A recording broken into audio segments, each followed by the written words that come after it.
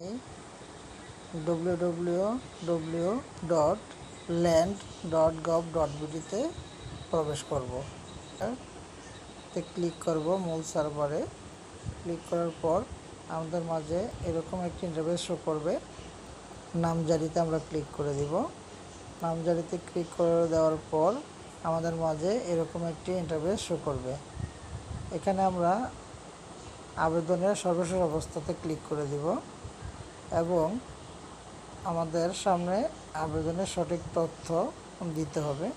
আমরা বিভাগ সিলেক্ট করে দিব এবং আবেদনের আইডি নাম্বার, জাতীয় পরিচয়পত্র নাম্বার এবং যোগফল দিয়ে দিতে হবে। দিয়ে আমরা খোঁজনে ক্লিক করে দিলেই আমাদের সামনে চলে আসবে আমাদের বর্তমান কী অবস্থায় ফাইলটি রয়েছে।